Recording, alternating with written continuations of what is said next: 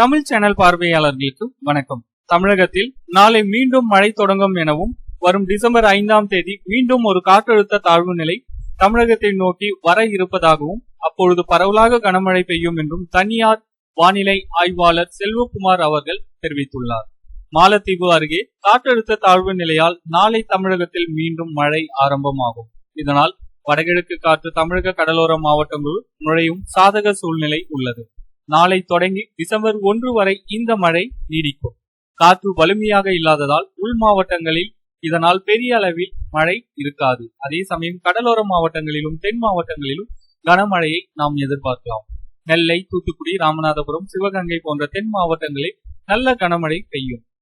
கடலோர மாவட்டங்களை பொறுத்தவரை மகாபலிபுரம் தொடங்கி கன்னியாகுமரி வரையில் மட்டுமே மழைக்கு சாதகமான காற்று தற்போது உள்ளது. அதுவும் ஓரிரு இடங்களில் மட்டுமே கனமழை பெய்யலாம். அதே சமயம் சென்னை மற்றும் சுற்றுப்பகுதிகளில் இது அதிக கனமழைக்கு வாய்ப்பை ஏற்படுத்தாது. இதனைத் தொடர்ந்து டிசம்பர் 5ஆம் தேதி மற்றொரு காற்றழுத்த தாழ்வு நிலை உருவாகும் வாய்ப்பு உள்ளது. இலங்கைக்கு தென்கிழக்கே உருவாகும் இந்த காற்றழுத்த தாழ்வு நிலை சற்று வலிமை கொண்டதாக உருவாகும். இது காற்றழுத்த தாழ்வு மண்டலமாக மாறும். பின்னர் புயல் சின்னமாக மாறவும் வாய்ப்புகள் உண்டு. டிசம்பர் 5ஆம் தேதிக்கு பிறகே அதன் போக்கை முழுமையாக கணிக்க முடியும் என்று தெரிவித்துள்ளார்.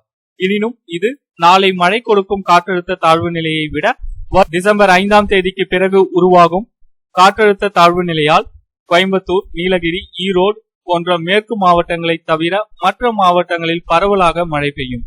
சென்னை, திருவள்ளூர், காஞ்சிபுரம் மாவட்டங்களில் கனமழைக்கும் அதிக வாய்ப்புள்ளது. மற்ற கடலோர மாவட்டங்கள் மற்றும் தென் மாவட்டங்களில் நல்ல மழையை எதிர்பார்க்கலாம். டிசம்பர் 5க்கு பிறகு சென்னைக்கு மழை கிடைக்குமா? பொறுத்திருந்து பார்ப்போம். அடுத்த அப்டேட்ல சந்திக்கிறேன். நன்றி, வணக்கம்.